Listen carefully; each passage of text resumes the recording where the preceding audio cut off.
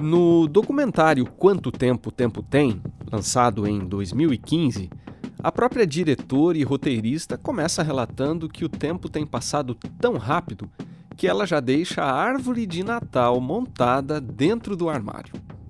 Exageros à parte, provavelmente você também tem a sensação de que ultimamente o tempo está mesmo voando.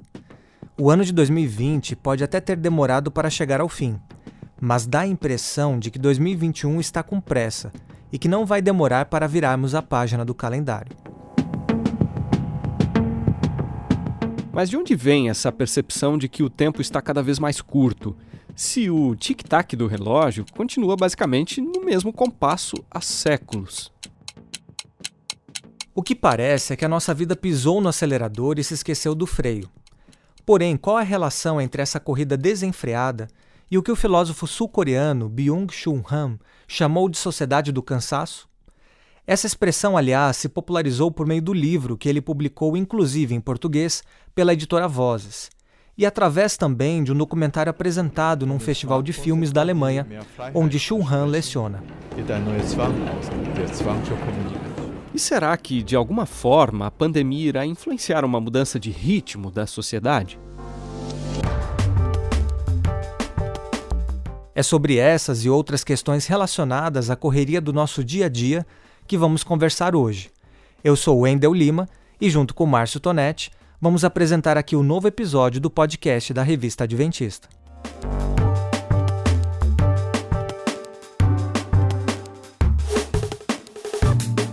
Os avanços tecnológicos, Wendel, vistos desde a Revolução Industrial, dinamizaram a nossa sociedade.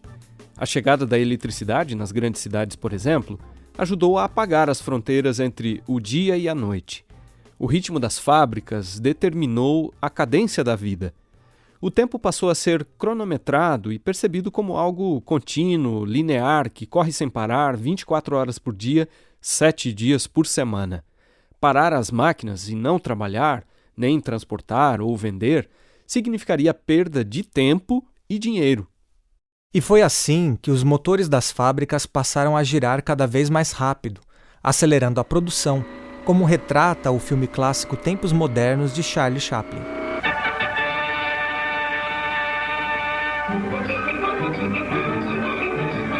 Attention foreman. Trouble on bench 5. Check on the nut tightness. Nuts coming through loose on bench 5. Attention foreman. Além disso, Wendel, novos meios de transporte e de comunicação também aceleraram a distribuição de produtos, bens, serviços e informações, encurtando não apenas as distâncias geográficas, mas também as de ordem cultural. Nem mesmo a vida no campo é tão tranquila quanto foi no passado. E hoje, no ápice dessa escalada de desenvolvimento, pessoas separadas por milhares de quilômetros podem se conectar virtualmente em tempo real. E vacinas que antes levariam décadas para serem produzidas saem do laboratório em tempo recorde.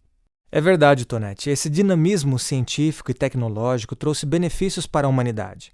Mas ele também parece ter contribuído para mudanças significativas em nosso ritmo de vida. Aliás, a impressão que se tem é que a velocidade da tecnologia e, sobretudo, dos meios de comunicação online tem se refletido em quase todos os domínios da existência.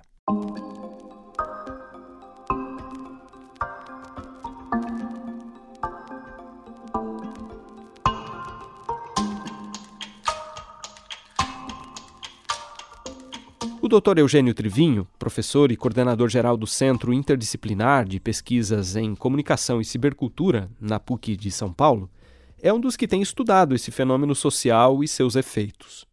Essa contração do tempo e espaço tem a ver com a experiência social permanente de produtividade. Quer dizer, mais atividades cumpridas em menos tempo.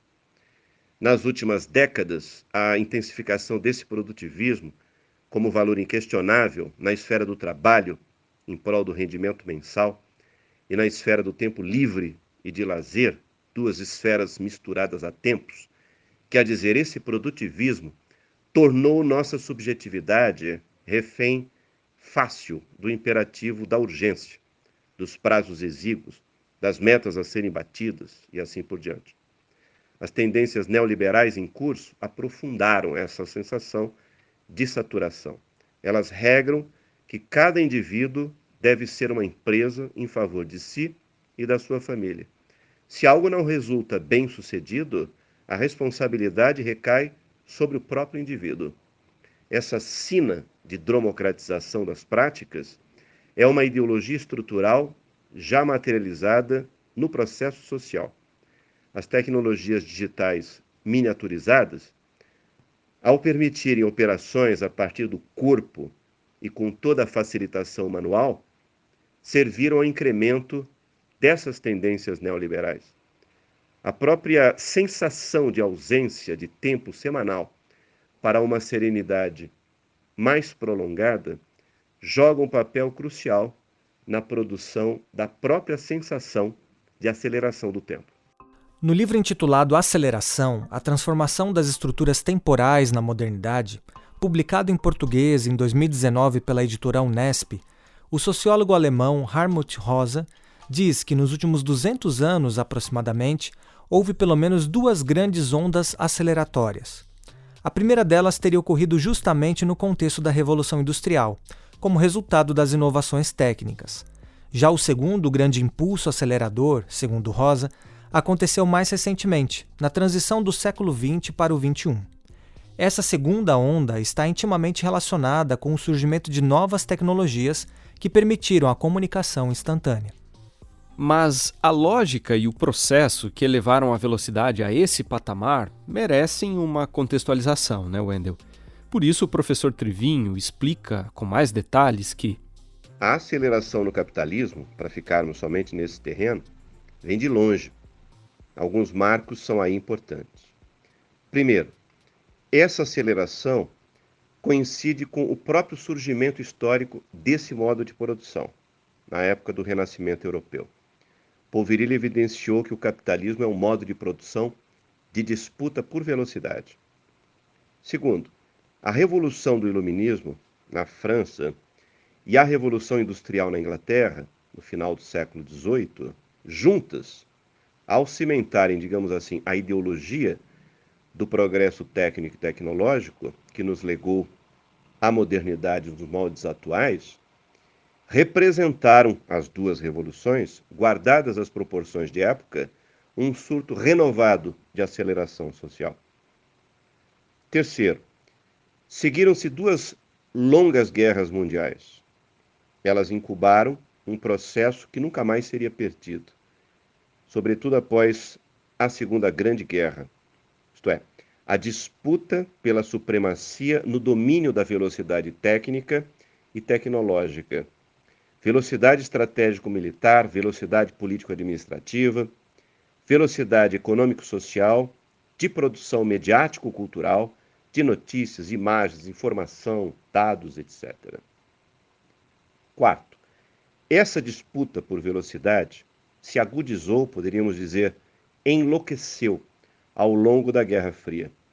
Guerra de informação, guerra de espionagem, corrida armamentista e de domínio do espaço aéreo, guerra de chantagem nuclear e assim por diante. Uma experiência histórica de aceleração sistemática e irreversível. Essa experiência nos legou a informatização estrutural das práticas produtivas, do comércio à indústria, passando pelo mercado financeiro, sobretudo a partir da década de 70 do século passado. E como consequência disso, essa experiência nos legou a digitalização e a interatividade em todos os segmentos de atuação humana, a partir da década de 1990, com o surgimento da World Wide Web. Quinto, de lá para cá, com a miniaturização das tecnologias comunicacionais fomentando a apropriação customizada das plataformas virtuais de relacionamento, quer dizer, modelos de negócio de privatização do ciberespaço, que o eufemismo preferiu chamar de redes sociais, precisamos dizê-lo. Quer dizer, de lá para cá só houve enraizamento e intensificação da aceleração da existência humana e da experiência cotidiana. E nada indica que vai parar. a algoritmização nas redes sociais e a vigilância eletrônica consentida são o novo colorido sinistro dessa tendência. Mas, Tonete, aprofundando um pouco mais a questão, como afinal a velocidade da produção tecnológica determinou o ritmo de vida moderno? É o que o pesquisador da PUC São Paulo explica no próximo trecho da entrevista. Essa questão tem um amplo arco e envolve 2 cadinhos de força. Em primeiro lugar, em linhas gerais, com enfoque especial na passagem do século XIX para o século XX, a velocidade tecnológica estava amplamente cooptada pelo campo da guerra e da produção econômica, abrangendo os segmentos hegemônicos do trabalho assalariado. Somente depois de décadas, já no início da segunda metade do século XX, com o predomínio da TV no campo da massificação da cultura, essa velocidade foi transferida para o espaço da vida privada e cotidiana, no tempo livre de lazer. É nesse domínio, com o processo progressivo de downsizing, quer dizer, miniaturização, das tecnologias analógicas e depois já adiantando as digitais, que a velocidade alcançou maior proximidade com o corpo, até essas tecnologias se tornarem próteses dele, ou melhor, psicotecnologias protéticas, como os smartphones e tablets, função que o radinho de pilha e a esquecida TV de bolso, junto com Walkmans, já realizavam. O cadinho de força aí é o da apropriação da velocidade pela indústria, pelo comércio e pelos meios de comunicação de massa. Em particular, a função social que o Taylorismo e o Fordismo representaram na esfera da produção passou a ser exercida dentro das residências pelos meios de massa, depois da Segunda Guerra Mundial. O tempo real, tempo tecnológico, tempo instantâneo, tempo das transmissões ao vivo, bem como os produtos culturais e programas mais acelerados, cheios de frenesi e proposta de desafios aos espectadores, acabaram por realizar a passagem nesse sentido, embaralhando as fronteiras entre uma esfera da produção e outra, do tempo livre de lazer. A partir de então, a lógica do produtivismo, na recepção da programação comunicacional, passou a exalar um matiz familiar à lógica do produtivismo da esfera do trabalho e vice-versa. Em segundo lugar, o movimento de assédio ao corpo, iniciado com a miniaturização das tecnologias analógicas, foi intensificado pela flexibilidade funcional das linguagens digitais. Essas linguagens subordinaram os meios de comunicação de massa, bem como todos os segmentos mercantis e não mercantis de atuação humana. Por um motivo claro, a velocidade, quando promovida como mercadoria de eficiência e conforto, tem bom mercado. Milhões de consumidores no mundo inteiro aderiram e continuam aderindo a tecnologias digitais e redes interativas. O cadinho de força aí é o desejo individual de apropriação e uso desses aparelhos e contextos, em tempo online e streaming, e também a qualquer tempo. A ultraportabilidade trazida pela miniaturização e a facilitação de procedimentos em interfaces icônicas democratizaram ainda mais o processo de consumo e de cumprimento de muitas atividades. Embora esse cenário tecnológico cada vez mais informatizado tenha trazido, evidentemente, muitas facilidades, quais foram os efeitos colaterais dessa espiral aceleratória? Tonete, é interessante mencionar que no início dos anos 1980, o médico norte-americano Larry Dossey cunhou o termo doença da pressa, ao se referir ao sentido crônico de urgência que desestabiliza e acelera o relógio biológico, maximizando assim o estresse. E não apenas o estresse, né, Wendel, mas também problemas como ansiedade, dificuldade de concentração e lesão por esforço repetitivo parecem ser algumas das formas pelas quais se manifestam os sintomas de uma sociedade que não para. Numa linguagem técnica, o Dr. Trivinho chama isso de dromopatologias. E Tonete, trocando em miúdos, dromos é um prefixo grego que pode ser traduzido como rápido ou veloz. E conforme vai esclarecer o professor e pesquisador da PUC São Paulo, dromopatologias são, portanto, as patologias ou doenças motivadas pela incapacidade de atingirmos metas ou de acompanharmos o ritmo das coisas. Essas dromopatologias vão desde a depressão, por não atingimento do imperativo de desempenho, até a LER, lesão por esforço repetitivo. E no meio dessas extremidades estão a síndrome do cansaço crônico, a neurastenia, o TOC, transtorno obsessivo compulsivo, e, de certa forma, várias manifestações fronteiriças, entre outros sintomas psicossociais de época. Por essa razão, em seu livro A Dromocracia Cibercultural, no qual o professor Eugênio Trivinho teoriza a respeito desse regime que nos impulsiona a correr cada vez mais depressa, a velocidade é concebida como um tipo de violência. Uma violência, é verdade, silenciosa, caracterizada por uma lógica imperativa em que ser veloz consiste numa forma de sobrevivência. Segundo esse raciocínio, ser rápido acaba sendo, ainda que de maneira velada, uma condição necessária para alguém ser considerado um sujeito válido, que fala a mesma linguagem do mundo, do mercado, da cidade acelerada, onde tudo tem que ser fundamentado na urgência. E, mais cedo ou mais tarde, o que acontece é que essas pessoas acabam sentindo os efeitos dessa pressão.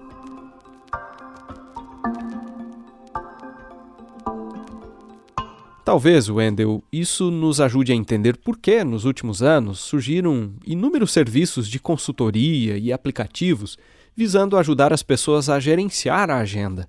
E também apareceram movimentos contrários a essa corrida alucinante que se tornou a vida moderna. Você já ouviu falar, por exemplo, no Slow Movement? Trata-se de um movimento que, conforme escreveu o historiador e escritor escocês Cal Honore, desafia o culto à velocidade. Ele escreveu sobre isso no livro intitulado Devagar, que foi republicado no Brasil em 2019 pela editora Record. E para o Dr. Trivinho, esses movimentos são importantes como tomada de consciência quanto à violência invisível da aceleração social. Esses movimentos são, em algum grau, antidromocráticos, isto é, propensos a defender a desaceleração estrutural ou segmentada do capitalismo tardio. Não são propostas necessariamente anticapitalistas. Seja como for, são todos válidos, independentemente de serem engolidos pela dinâmica do status quo que combatem. Não importa. Todos exercitam o contradito à forma acelerada da existência. Pois é, Tonete, podemos ver também, em alguns casos, respostas isoladas a essa condição, levando a atitudes como esta que vamos apresentar a seguir, de alguém que, vivendo no coração da maior metrópole brasileira, achou que precisava de um ano sabático.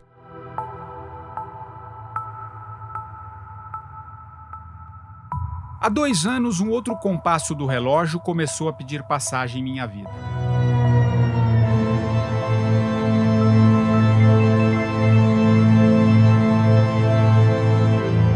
Me sentia como um hamster, correndo feito louco dentro de uma roda e me esforçando cada vez mais para não sair do mesmo lugar.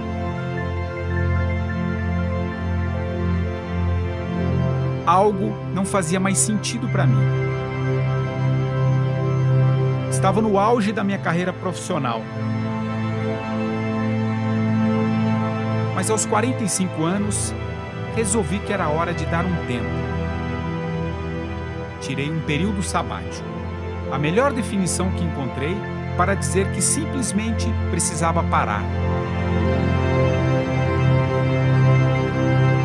Abrir espaço para algo novo nascer. O relato que nós ouvimos aí é do Patrick Santos, que em 2018 despertou para a necessidade de repensar o fluxo da vida dele. Cerca de 2 anos depois, diante das incertezas e reflexões provocadas pela pandemia, o jornalista e escritor lançou seu primeiro documentário, intitulado Pausa, o Intervalo do Mundo. E diferentemente da decisão desse jornalista, o fenômeno da velocidade pode, no entanto, levar a atitudes mais extremas, conforme o professor Trivinho nos explica aí na próxima fala. Grosso modo, para ser rápido, a aceleração generalizada da vida cotidiana abre duas vias extremas de resposta. Por um lado, a antidromocratização tecnofóbica e, por outro, a tecnofilia dromoapta. Nenhuma delas é frutífera, ambas são ingênuas, são limitadas. A tecnofobia, no campo da relação com a velocidade, equivale a um rechaço utopista total, que deserta o locus da batalha a título de imposição de derrota sistêmica. E, ao que tudo indica, não vai conseguir nunca isso. Porque esse tipo de recusa não toca o coração do problema. Peca por excesso de negação, por mais digno que essa atitude seja.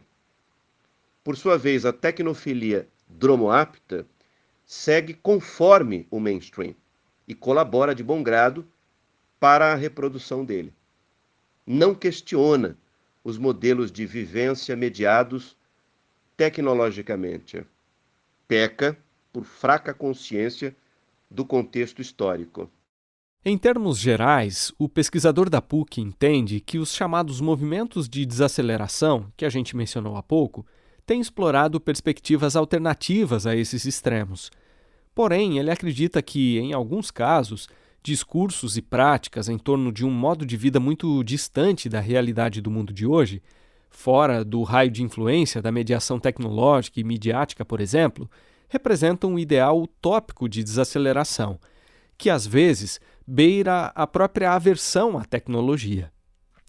E além disso, Tonetti, de acordo com o próprio professor, o discurso desses movimentos tem tido uma aderência limitada, por mais que hoje existam defensores dessa bandeira em muitos países. Uma das explicações para isso é que uma coisa é combater um problema que pode ser facilmente identificado, como a destruição ambiental ou racismo, e outra é lutar contra uma forma de violência invisível, que a maioria não enxerga como uma ameaça real.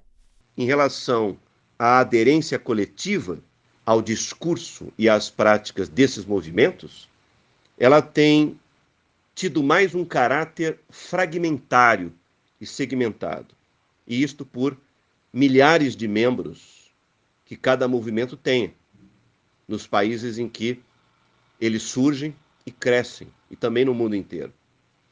A inspiração micropolítica desses movimentos é a de minar, de alguma maneira, o mainstream por dentro, independentemente de eles não terem força dialética para superar estruturalmente as condições que confrontam. Eles são difíceis, mas não impossíveis, de se transformarem em cartilha política. Salvo o melhor juízo, a potência deles tende a ser a de uma célula instiladora e permanente, não uma tendência majoritária para adesão populacional alargada. A essa altura, Wendel, é interessante a gente retomar uma pergunta que foi feita lá na introdução do episódio de hoje. Embora alguns estudiosos da aceleração social considerem que o discurso aceleratório sempre teve mais apelo do que o da desaceleração, será que a crise sanitária irá exercer alguma influência em termos de mudança de ritmo da sociedade e de revalorização de um estilo de vida mais equilibrado ou tranquilo? Olá, boa noite! O Globo Repórter de hoje pega a estrada com brasileiros que deixaram a cidade grande e fizeram o caminho da roça. Enfrentaram riscos em busca de uma vida mais tranquila e mais saudável. Pois é, Tonetti, e como a gente ouviu nesse trecho da edição do dia 5 de março do programa Globo Repórter, alguns optaram por passar a quarentena no interior. Para uma parcela da população, isso foi possível graças à possibilidade do trabalho remoto. Apesar de um estudo recente do Instituto de Pesquisa Econômica Aplicada, o IPEA, ter demonstrado que apenas cerca de 23% dos empregos no Brasil podem ser adaptados para o modelo home office. Por outro lado, várias famílias parecem ter aproveitado o cenário da pandemia para mudar definitivamente da cidade para o campo. Porém, Wendel, o Dr. Trivinho acredita que ainda é cedo para dizer se a pandemia irá provocar ou não transformações significativas nesse sentido. Essa questão tem mais a ver com o futuro. E nesse âmbito, a palavra deve ficar com a própria história. O que eu posso é sugerir alguns tateios. À primeira vista, num plano histórico mais imediato, a pandemia não deixou de implicar uma certa ameaça de desaceleração nacional e internacional, desde a esfera da indústria e do comércio aos contextos residenciais de consumo e lazer. O PIB regional e global desta década é que vai apontar com mais definição a veracidade ou não desse acontecimento econômico inesperado. Tanto pode estar em curso um conjunto de mudanças sociodemocráticas de longo prazo, quanto também pode, por efeito de uma ação dromoápta da tecnociência em favor de processos imunizatórios massificados, haver a superação das condições sanitárias sinistras em andamento. E depois de uma restrição extrema, a experiência histórica, ao menos, mostra que a tendência é a de haver uma liberação econômica e de consumo intensa na direção de um novo boom. O capitalismo, em particular, autoaprende com suas próprias crises e sai fortalecido, evitando a sua própria entropia. Por outro lado, a experiência da pandemia, em perspectiva individual, familiar, grupal, de massa, sobretudo na primeira, a individual, instiga muitos caminhos de reflexão. Fica difícil, por ora, sistematizar e inserir todas as vias em padrões estáveis. A valorização de estilos de vida mais serenados já existe, mesmo dentro do processo civilizatório marcado pela democratização generalizada. É uma questão de saúde corporal, psíquica, emocional ou de doença e morte. E como o foco aqui é o plano individual, cada qual sabe como realizar seu escape diminuto e cotidiano, quando não é possível alargar as situações de vida mais desaceleradas. E com isso, Tonete, a gente vai chegando aqui na reta final do nosso episódio de hoje.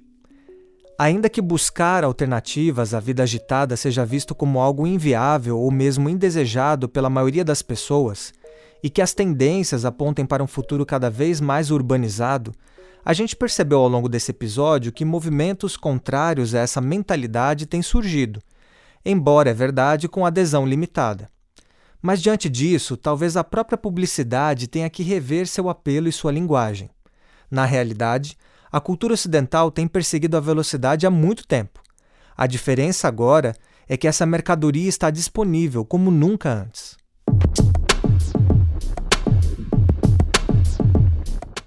Na minha tese de doutorado, estas expressões império do imediato, algumas outras como cultura de urgência, etc., estão ligadas a esse modo contemporâneo de existência, que é baseado no tempo real.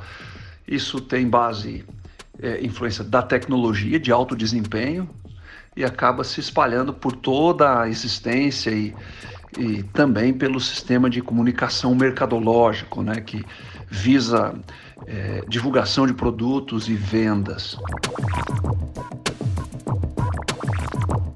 Há 10 anos, o pastor e publicitário Martin Kuhn, que nós ouvimos aí, defendeu na Universidade Metodista de São Paulo a tese de que a urgência havia se tornado um poderoso argumento de venda na comunicação mercadológica. Foi o que ele também procurou demonstrar no documentário intitulado Império do Imediato, lançado em 2012, inspirado em sua pesquisa. É claro que é muito difícil perceber que estamos imersos nessa realidade, mas essa cultura é tão poderosa que uma das manifestações mais comuns do nosso dia a dia está impregnada dela, e nós sequer percebemos. Essa manifestação é o consumo. Você já percebeu como é que as empresas estão tentando fazer você comprar os produtos delas? Você já viu quais são os seus argumentos? Corra para as lojas, É só amanhã, últimos dias. O que você está esperando? Venha correndo que vai acabar. Eu observei esses argumentos em muitas áreas do consumo. E a estruturação, desde a estruturação do sistema de produção, que precisa ser rápido, não é? Produzir mais em menos tempo, para poder entregar rapidamente para as pessoas. Então, todo o sistema de distribuição também precisou acelerar. Isso vem com a entrega 24 horas ou com a entrega no mesmo dia e assim por diante. E o consumo é rápido também, as pessoas querem ter a produção agora. Então a hipótese da minha tese era de que a comunicação de mercado estava se apropriando dessa cultura de urgência que a sociedade experimentava, né, como um argumento de persuasão nas suas mensagens. Isto, né, é um argumento, mas eu observei que era para além da publicidade ou do consumo, né? O sistema de governo, a política ou a própria questão do meio ambiente, a produção agroindustrial também acelerada. Se você vê nas granjas de aves, por exemplo, você não dá descanso, elas comem o tempo todo e assim um sistema inteiro, né? E na minha tese a hipótese era essa, de que havia uma apropriação dessa urgência, né? Para chegar a essa conclusão, Martin analisou mais de 500 anúncios publicitários que foram divulgados em diversos meios de comunicação. Muitos anúncios, uma grande maioria do que eu estudei, em torno de 80%, expunham uma ideia de data de validade. Vai acabar. Não é só hoje, até amanhã, até meio-dia, exclusivo para hoje. Todo esse tipo de retórica para dar uma data de validade. Então, você fica pressionado por isso. Um segundo argumento que eu notei é um tipo de ordem direta para o consumidor, alertando do desperdício. Então vai perder a oportunidade. Coisas como aproveite agora, é imperdível, é por pouco tempo, está acabando. É um dia para aproveitar, aproveite o 13º, aproveite a redução X do imposto Y, etc. Então esse imperativo do tipo, aproveite agora, dá uma ideia de, puxa vida, se eu não pegar, eu perco. Então o ser humano tem essa característica. Eu vi isso sendo apropriado pela comunicação de mercado.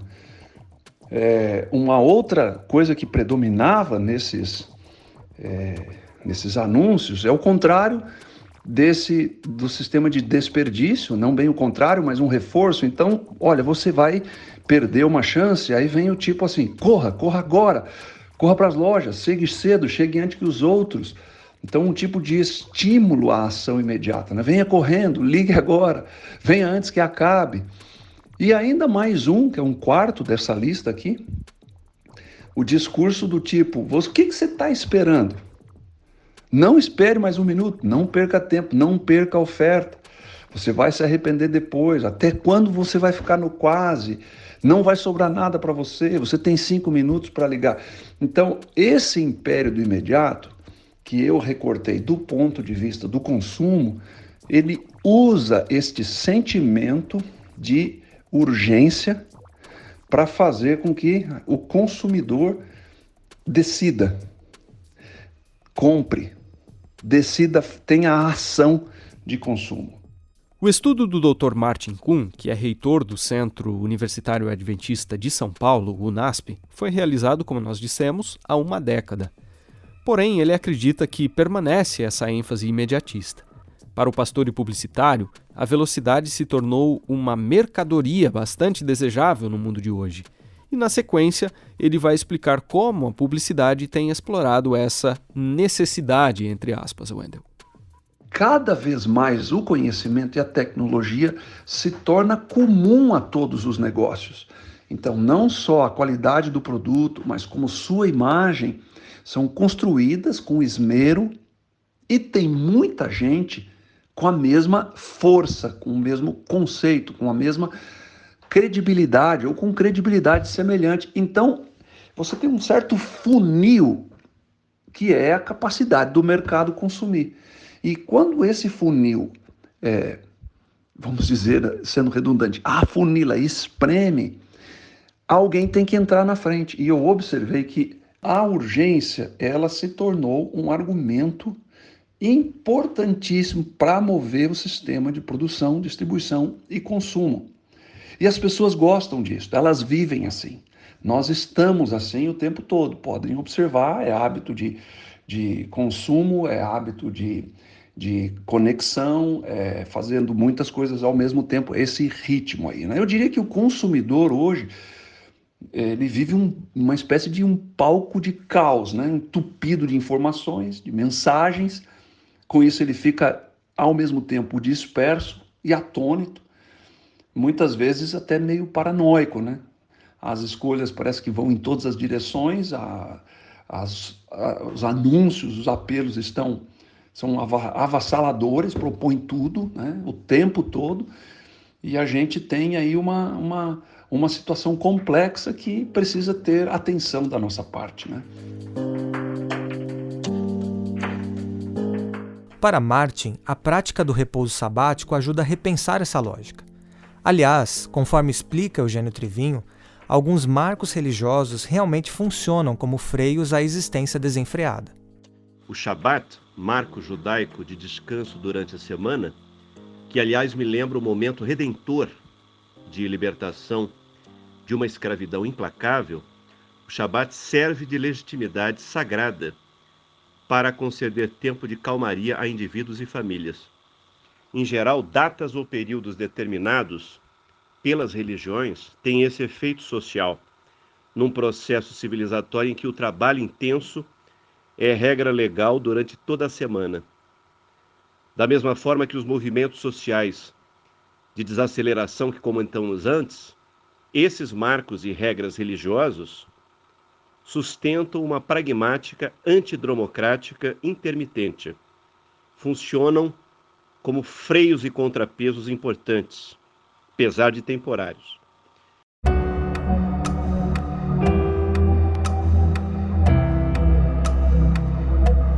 Poderíamos dizer então, Wendel, que a experiência do repouso sabático é uma ilha de desaceleração num oceano agitado. Para o Adventismo e outras tradições religiosas que observam esse dia sagrado, essas 24 horas representam o ponto de ruptura com o fluxo contínuo imposto pela lógica da aceleração. É o tempo para o descanso físico, emocional e espiritual, conforme aborda o guia de estudos que adventistas de todo o mundo estão lendo de julho a setembro deste ano.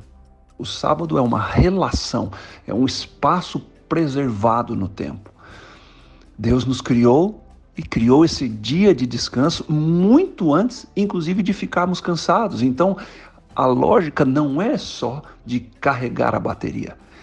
A lógica tem mais a ver com o update, com a atualização do software, com a reorganização de tudo que se perde com os bugs, com os colapsos, com a falta de energia, com os vírus, com tudo que entra dentro da máquina. Quando você faz o update, o scan, quando você conecta com o software central, com o seu criador, você reatualiza tudo. Assim é o sábado, né?